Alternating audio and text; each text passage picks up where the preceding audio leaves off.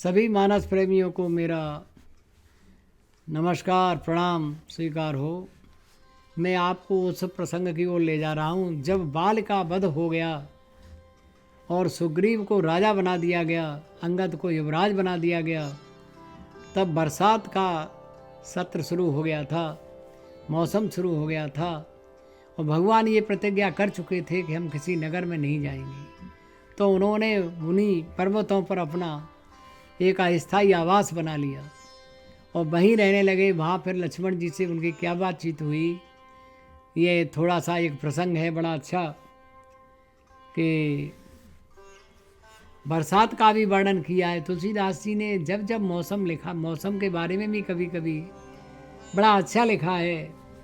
उन्होंने लिखा है कि और घन घमंड नव गरजत घोरा, घन घमंड नव गरजत घोरा, प्रियाहीन डर पत मन मोरा।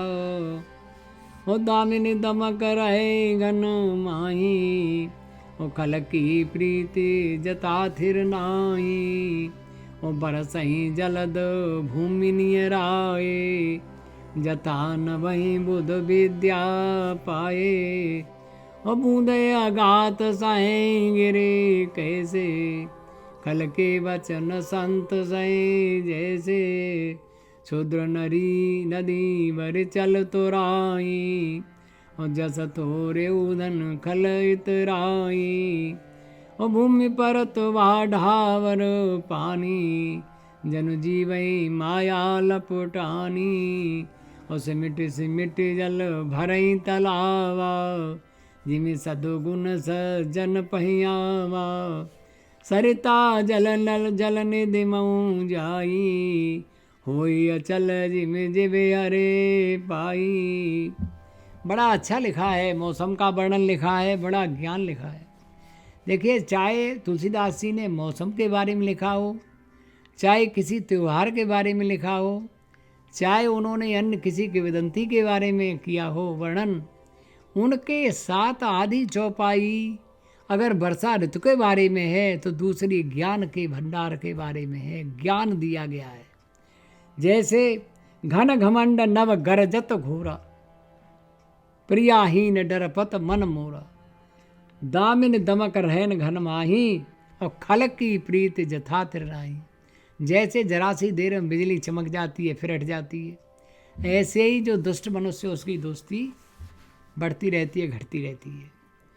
और बरसाएं जलद भूमि नियर आए, जलद कहते हैं बादलों को। बादल जो था, बादल जितने भी हैं वो भूमि के बिल्कुल नज़दीक आ जाते हैं तब वर्षा करते हैं। जैसे बुद्धिमान पुरुष विद्या प्राप्त करके विनम्र हो जाते हैं और बूंद कितने कितने तेज बूंद पड़ते हैं पर्वतों पर, वो उसी प्रकार सहन करते हैं जैसे दुष्ट मनुष्य के खल के वचन संत सहन करते हैं। और इसमें लास्ट में एक बड़ी अच्छी चौपाई लिखी है कि सरता जल जल निधि महु जाई।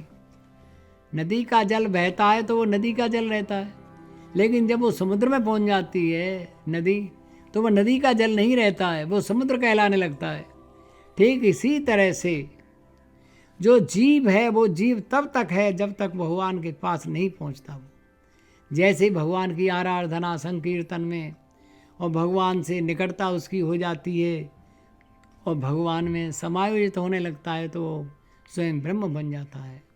वैसे भी कहा है तुलसीदास जी ने कि ईश्वर अंश जीव अविनाशी, ईश्वर अंश जीव अविनाशी, चेतन अमल सहज सुख राशि। और वर्षा ऋतु का वर्णन करते हुए आगे उन्होंने लिखा है कि दादुर धुन चौं दिशा सुहाई, वेद पढ़हि जन बट समुदायी।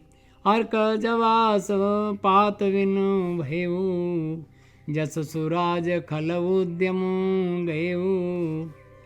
अर्क जवास,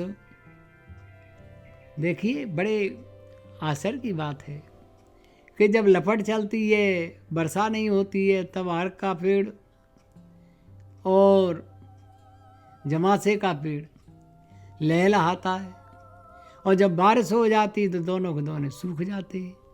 ये क्या बात है?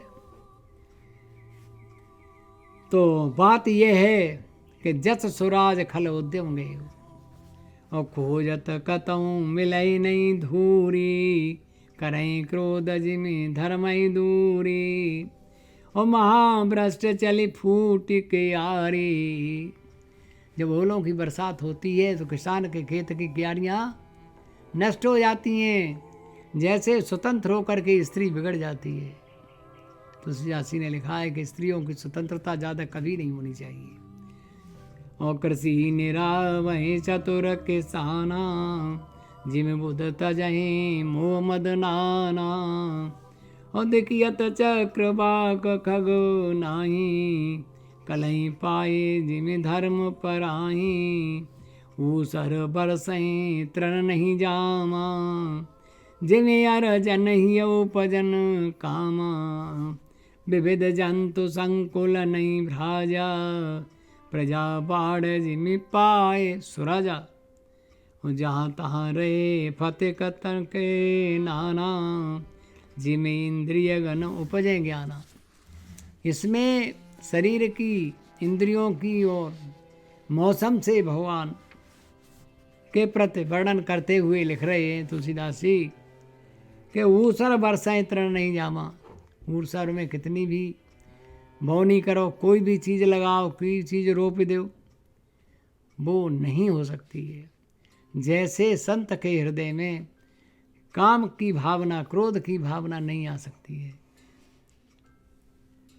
तो इस प्रकार से तुलसीदास जी ने बड़ा विशद वर्णन किया है और लास्ट में लिखा है कि बरसा विगत शरद ऋतु आई, और लक्ष्मण देखो परम सुहाई, फूले कहाँ सकल मई छाई, जन वर्षाकृत रही बुढ़ाई। देखो बुढ़ापा आदमी पे आ जाता तो उसके केस जो सफ़ेद हो जाते हैं। और जब बरसा ऋतु बारिश होते होते होते होते कुआर के महीना में देखा आपने कि कभी कांस फूल जाते हैं, तो तुलसीदास जी कहते हैं कि फूले कांस सकल में छाई, जन वर्षा कृत रही बुढ़ाई। बुढ़ापा आ गया बरसा ऋतु पे, ऐसा लगता है बड़ा हरी एक पहचान बताई दी उन्होंने। इस प्रकार से इस प्रसंग को यहीं विराम लगाते हुए आगे के प्रसंग आने तक मैं आप सब लोगों को कोट कोट नमन करता हूँ।